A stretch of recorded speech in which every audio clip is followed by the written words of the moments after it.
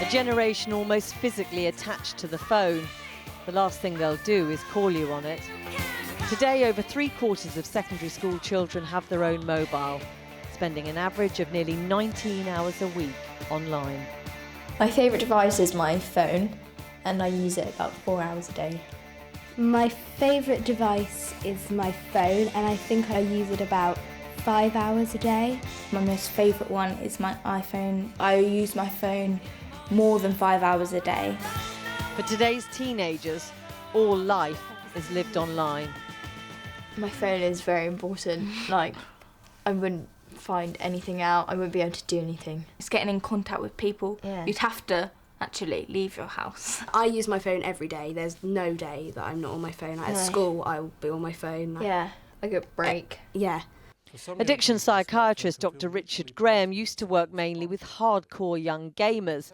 Now it's technology's grip across all teenagers, which is causing concern. I think this again is one of the most extraordinary developments of having technology with us or on us, is that it starts very quickly now to become part of us and almost physically a part of the body, and therein not having it is a form of amputation. If I was like just walking to school and I didn't have my phone, I don't even know what I'd do. I'd probably look at the floor. I think like when you're sat on a train or in a bus stop or walking through like a crowd of people or something, to avoid awkwardness and like awkward eye contact, you just look at your phone. And if you're not, you're just awkwardly like staring at people's faces. And the great irony, of course, is that most parents will say they buy these phones for their children for their safety. But actually, in some ways, we are opening them up to a world that can be very dangerous. I think you have to sort of understand all the different risks, whether it's the risks of sort of extreme content or bullying or sexting or whatever it is. The more time you're online or engaged with the phone, the more risks can come through that device. And for more than half the parents we surveyed, it's the risk of children being exposed to sexual material or meeting strangers online which worries them most. But when Ofcom questioned the young people themselves, only 2% said they'd seen sexual content which made them uncomfortable. I've been asked for naked photos before, and like Instagram just now. Yeah, most of the people we know, I know, have been asked, not all the time, but at least once. Yeah. It's quite common. And there's lots of Instagram accounts for different areas around here and around everywhere of people asking anybody to direct message them any naked photos they have of people that live in areas. And then all their friends that go on their tag photos can see it.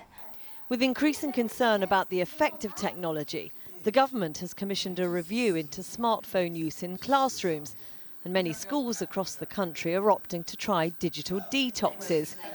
We asked our girls to do the same, going technological cold turkey for 48 hours. There's nothing to do without a phone. I know, or like an iPad to like watch TV or something, but I can't read for like 5 hours straight. I know. Reading's boring, I'm not reading. Get a good book. Oh, I'm gonna die. We're gonna miss the drama on Twitter, we won't even know about it. Like, someone could die and we wouldn't know. No joke, there could be a war. How else are we gonna know other than a newspaper? And I'm not being funny, I don't read newspapers. The girls agreed to keep a video diary, using a mini camera, no screen obviously, to document how they coped. So right now we are currently very bored, so we decided to play cards. We've got all these games to play, basically the 1920s. It's raining outside, and because I didn't have phone or Wi-Fi, I couldn't search up the weather, so I just left and started walking, and it started to rain. Oh.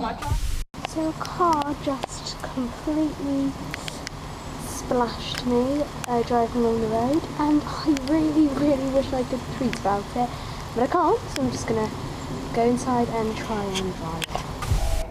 I know in about 5-10 minutes when I arrive at the pub, not having my phone is going to be a real struggle for me, because I'm going to be sitting there and I'm going to be bored, because it's only going to be me, my sister, my dad, his girlfriend and her daughter, so we're not going to do much.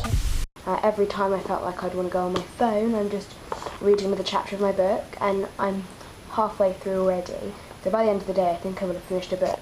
And I don't think I've ever really read a whole book in a day before. We're so bored we are making cupcakes. And we're using a recipe book. We're using recipe, not the internet. Things are going pretty well. And we found ourselves discussing the migrant crisis and politics and Whilst playing Monopoly. 48 hours later and the girls are reunited with their beloved smartphones. I got my first. Mine's turning on. Relieved, they quickly set about catching up. 45 messages.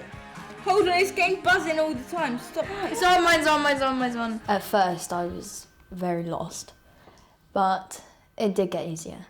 When it was really boring, it was really boring. I was just talking to some lady on the street. It was kind of weird, but it was nice, but it was just unusual. I don't usually do that. Clearly surprising themselves, they managed to survive the boredom. But were there any other unexpected benefits of the detox?